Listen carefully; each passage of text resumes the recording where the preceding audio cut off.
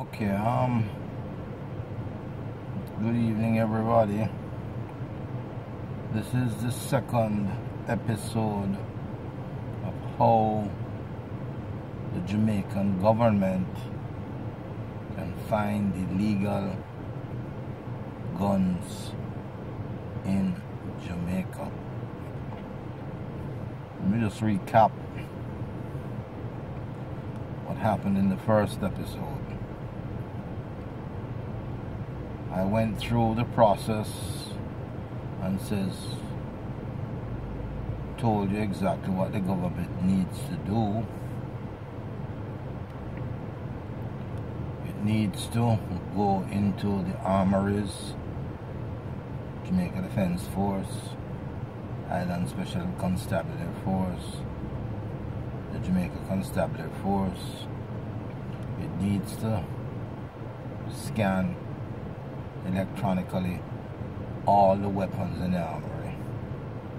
It also needs to make a note of the serial numbers, and it must take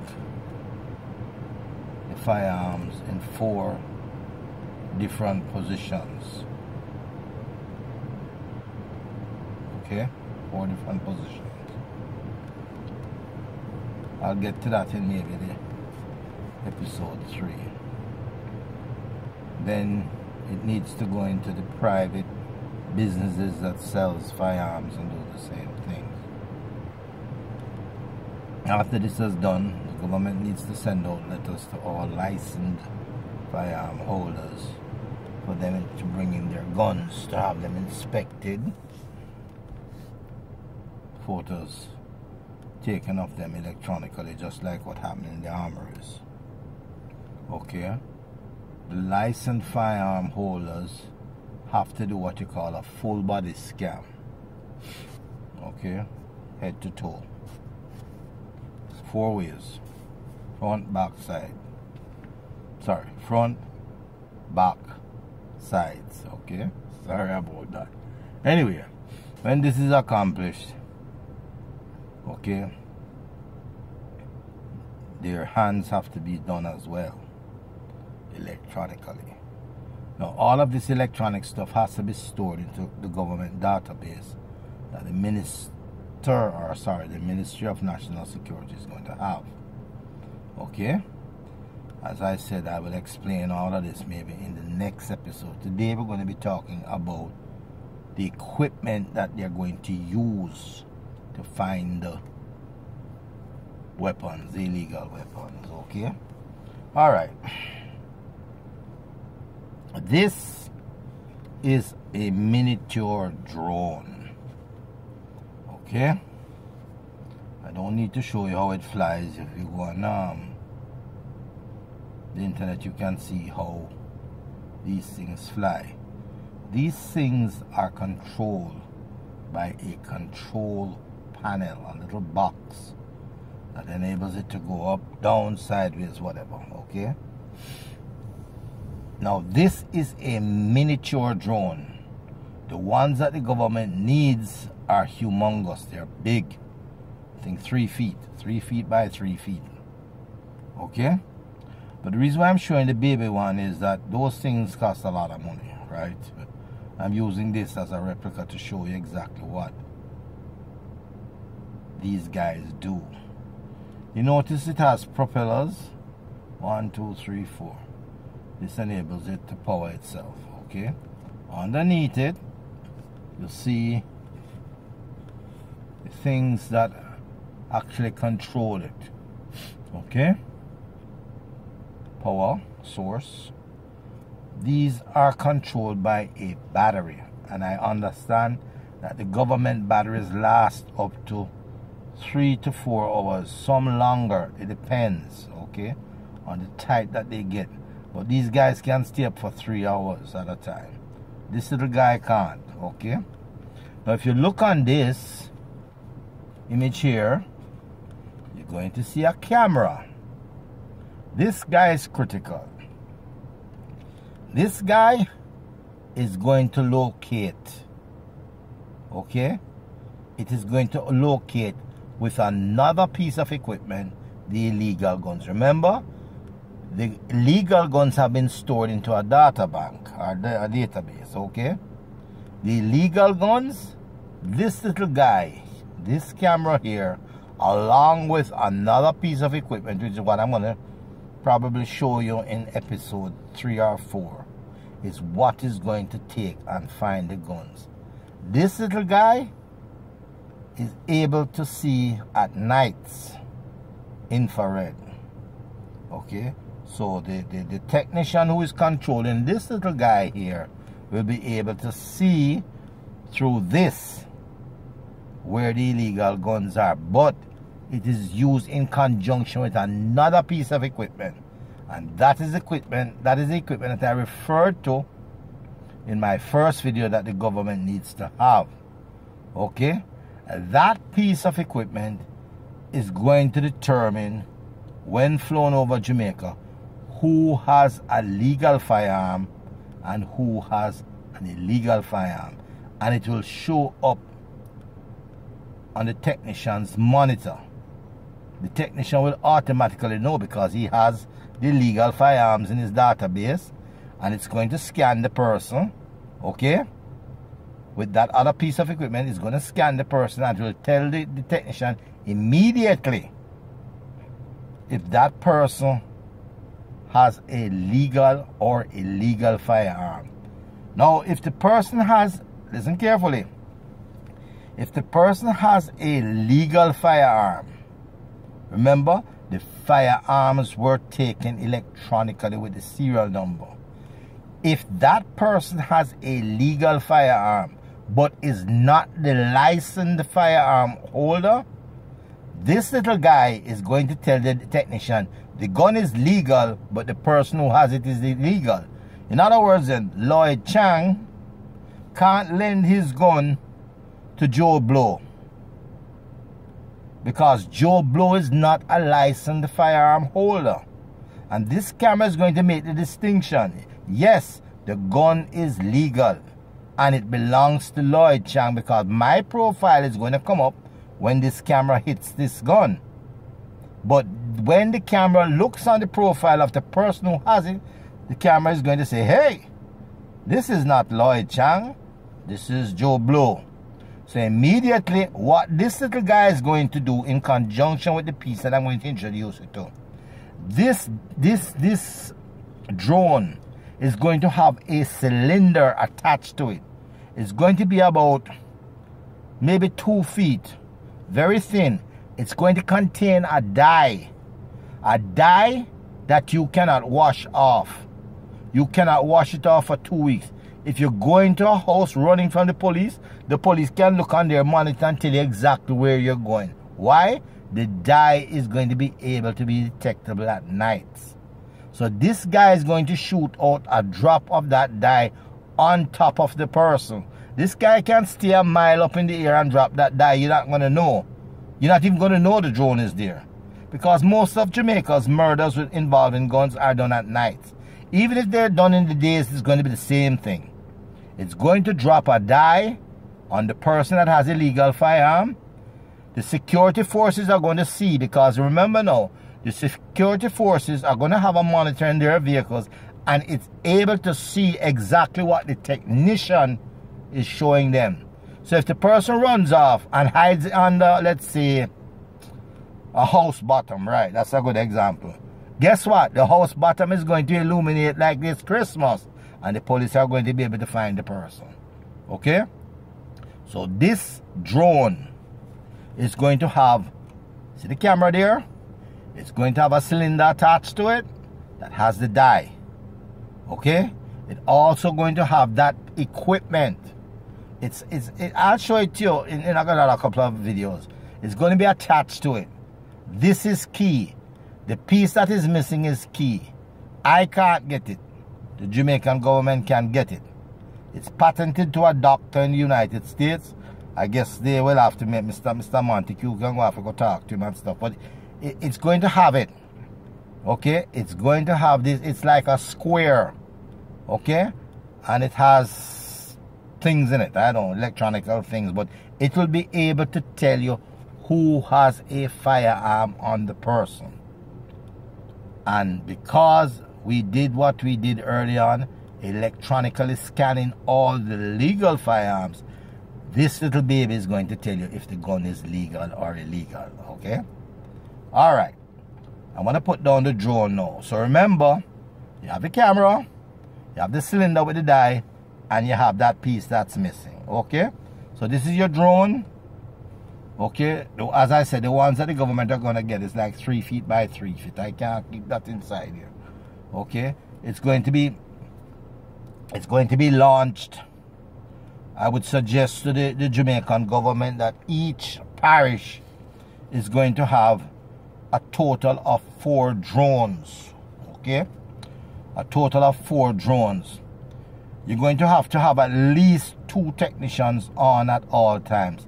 8-hour shifts, okay? Like in St. James, where we have all the murders happening, that particular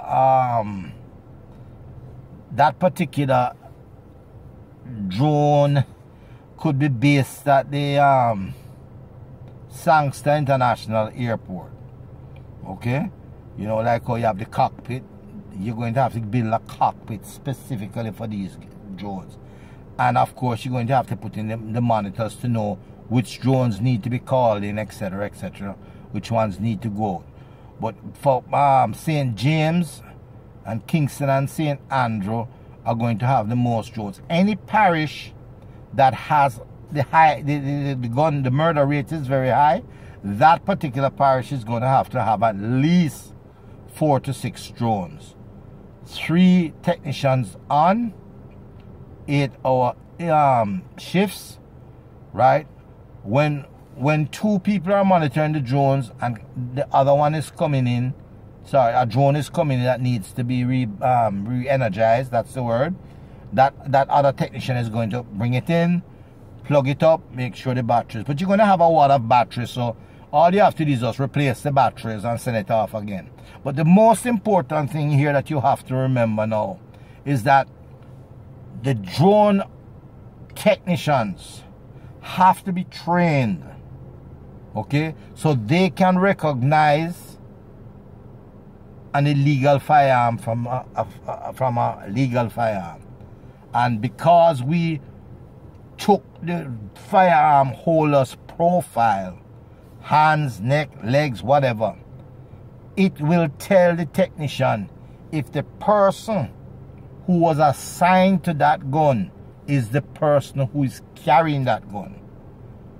Okay? So, Jamaica Constabulary Force, don't bother hit me on this, but seriously, if you as a police officer has the inclination of renting out your gun to criminals, it will catch you. Guess why?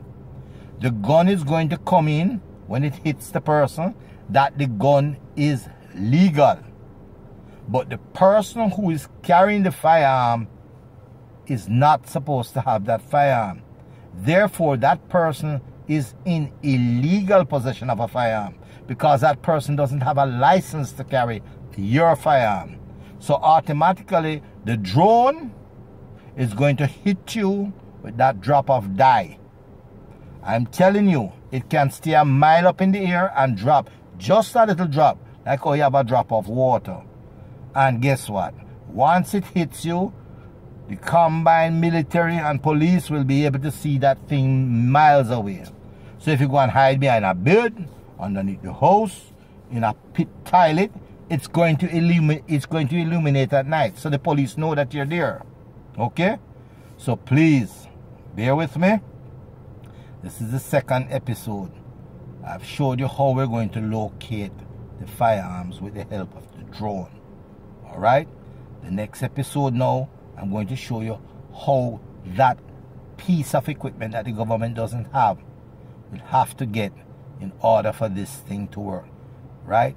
You have the drone, you have the electronic scanning of the firearm, of the person, the firearm holder, then you have that piece of equipment, then you have the cylinder with the die. Okay? So please, bear with me, and the next time we talk, I'll be able to show you what is missing. Okay? But, you know, seriously, I mean, it can work.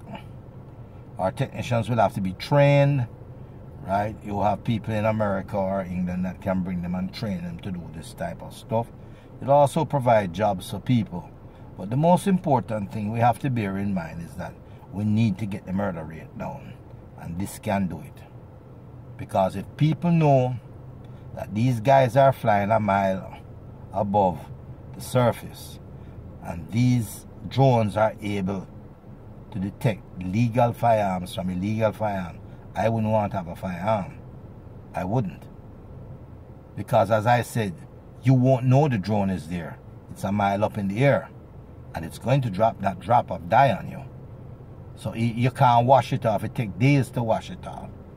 You hide in your house, the police going to come knocking at your door, or probably kick down the door. Because they know that you're inside with a gun. Okay? And for you gentlemen who like to rent out your firearms to criminals, it's going to cut out. It's going to stop. Okay? Because there are people out there that do it. I don't need to call people's names and this is not what I'm about. I'm not Jesus. But you're going to stop it. Because we have electronically scanned the gun, the firearm holder, and we know where the guns are. So I'm going to stop it. Okay? Anyway, the next time we talk will be episode 3. We'll show you exactly what piece of equipment is missing to bring this package together.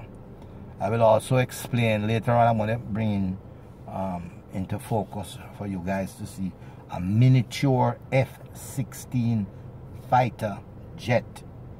It's about 3 feet long. It is equipped with missiles. But that is coming. Those are going to be on the vessels for the Jamaica Defense Force. So if the Jamaica Defense Force technician sees a vessel by the help of the drone that has illegal firearms on it, the Jamaica Defense Force doesn't need to chase the vessel. It sends off the F-16 fighter pilot.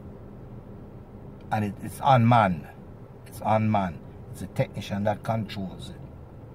And if they run from they can't run from the F-16 miniature. They can't do it. They can't outrun it. They cannot. It's just like a regular jet, but a baby jet. It's equipped with 2 torpedoes. Okay? All the technician has to do, if the Jamaica Defense Force tells that vessel to stop, they want to go on board, and they decide to run, send off the F-16.